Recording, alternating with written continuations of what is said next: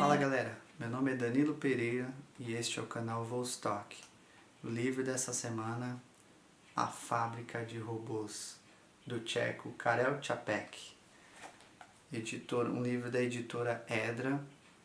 A tradução é direta do tcheco por Vera Machak, né? Na verdade, esse livro é uma peça teatral, mas assim, de uma grandeza, de uns romances aí de 1000 páginas.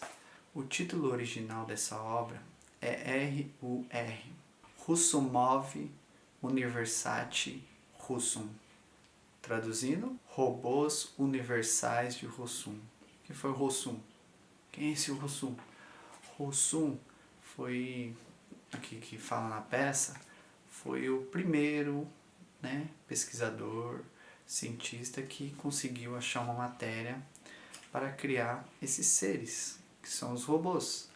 Robôs, né? Essa palavra robô, interessante que foi a primeira vez utilizada, né? A primeira vez que foi utilizada essa palavra robô foi nessa peça teatral, né? Que robô vem lá do eslavo, né?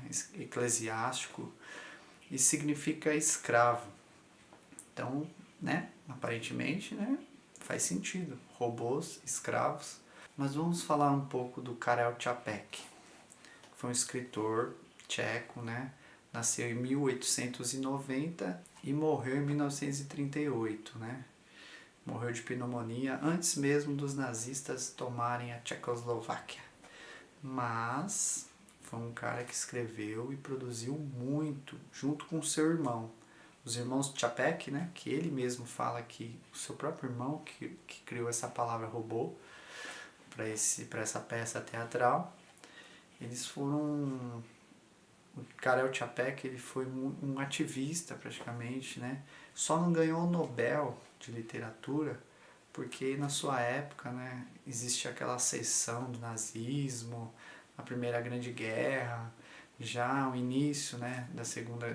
Já estava iniciando ali as questões ideológicas da Europa que marcaram a Segunda Guerra Mundial, e por isso ele era um cara que criticava muito o totalitarismo, ele criticava muito essas ideias religiosas de muito fanatismo, né, de ideologias assim que carregam sempre um salvador. Foi um cara que escreveu em língua tcheca e usou de uma maestria, né, que todos que traduzem, todos os tradutores do tcheco falam que o Karel Čapek, sabe aquele especialista? O cara era o especialista na língua dele, né? Escrevia com muito humor, muita inteligência, com crítica. E foi um cara, eu não digo além do seu tempo, né? Muita gente fala, foi um cara além do seu tempo. Não, ele foi um cara do seu tempo. Ele foi um cara que conseguiu absorver ali o que estava, né, em ascensão na Europa e escreveu essa peça magistral que influenciou grandes escritores, que nem Asimov.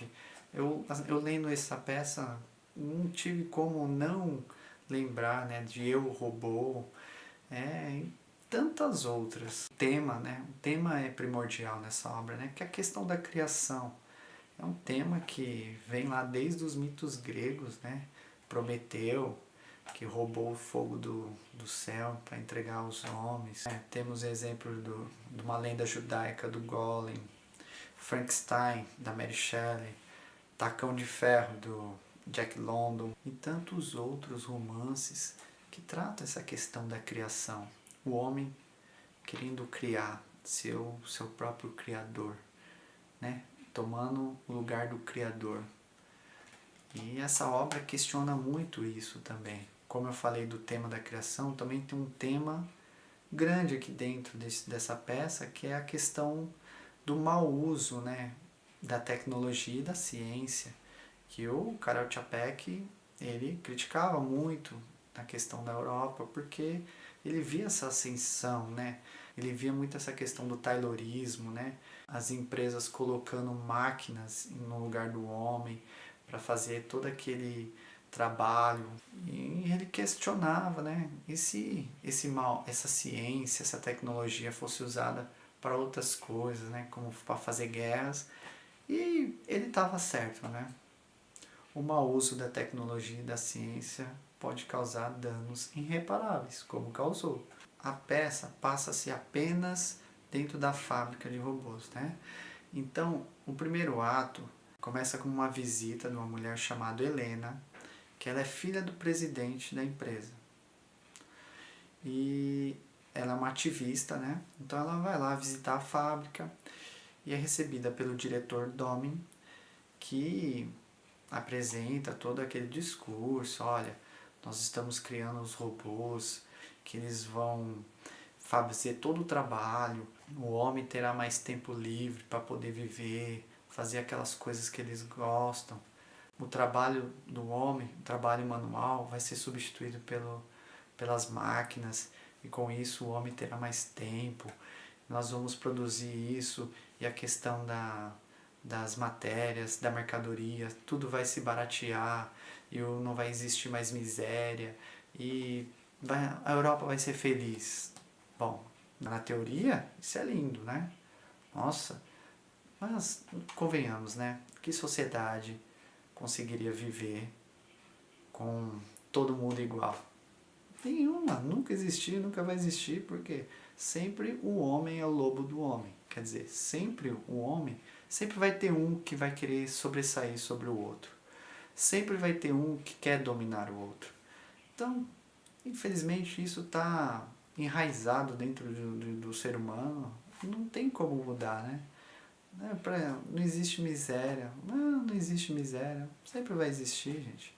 Enquanto uns têm mais do que os outros, sempre vai existir. Ah, mas o outro trabalhou, se esforçou, mas o outro teve a mesma condição. Então, são temas, são coisas assim que esse livro debate, questiona, né?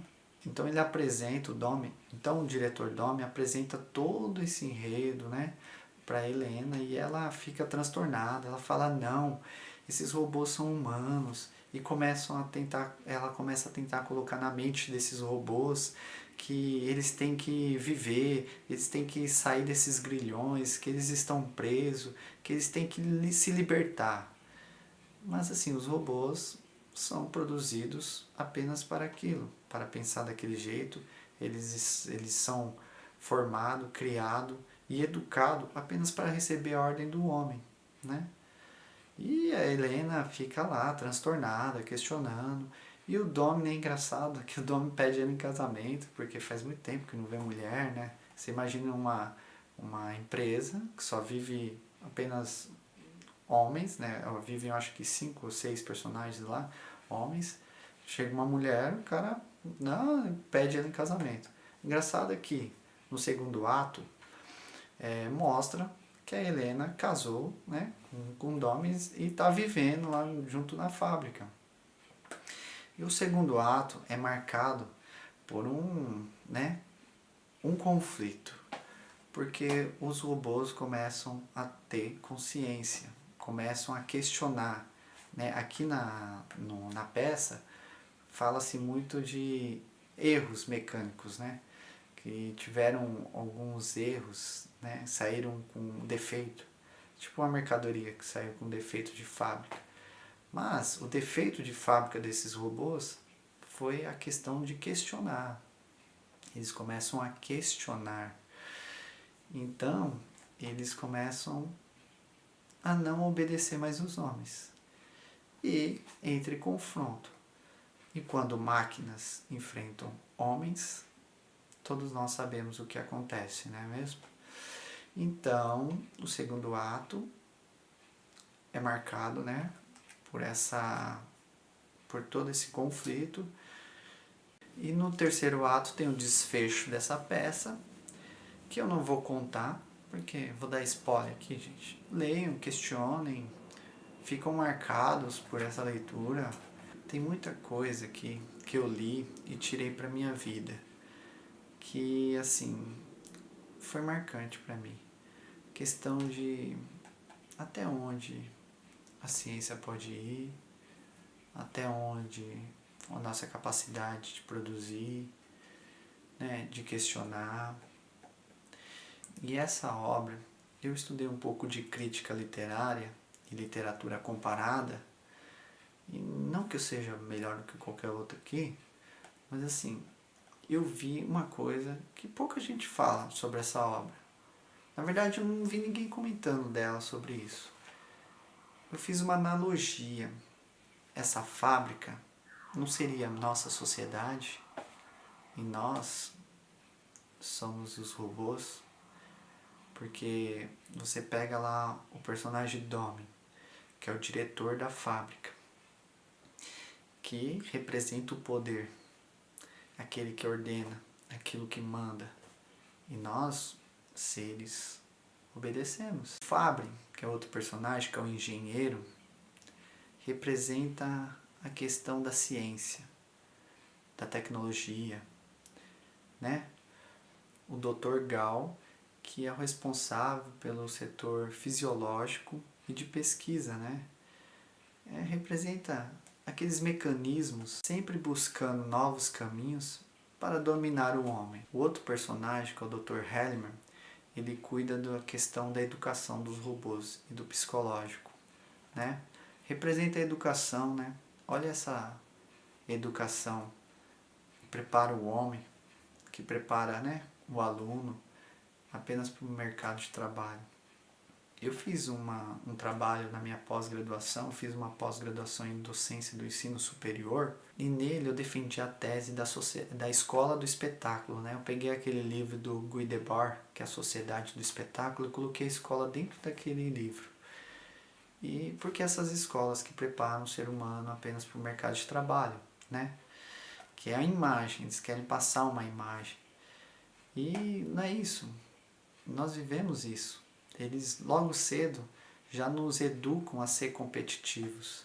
Nós vemos tantos casos de depressão, de síndrome do pânico, de as pessoas não conseguem conviver uma com as outras. Não se preparam mais para a vida, para o mundo. Se prepara apenas para o mercado de trabalho, para você sobressair, ser melhor do que o outro. Essa sociedade competitiva, gente, tá matando o homem. Temos também o outro personagem, o Busman, que é o diretor comercial, que representa as questões, né, financeiras, né? Sempre a sociedade que gasta, que consome, porque na peça ele só pensa em produzir. E se produz, né? E na nossa sociedade, quantos aí só pensam em ganhar, em sobressair, em vender? Temos a Helena, que pode ser o nosso lado questionador, sonhador, e o herói dessa obra, que é o Alquist. É apenas um supervisor de obra e ele é o herói dessa obra. Pode ser nós também, porque ele arranja uma saída no final. O que aconteceu? Se produziu tanto robô que eles começaram a usar robô na guerra, começaram a usar em conflitos e foram dizimando a humanidade, certo? Se produziu bastante e o proveito foi pouco, não é mesmo? Então essa obra aqui, ó, é imperdível, gente. É para leitura para hoje. Você tiver aí com esse livrinho, nunca leu, comece a folhear as primeiras páginas. Você vai se surpreender. Karel Čapek, A Fábrica de Robôs. Esse foi o livro da semana e até mais.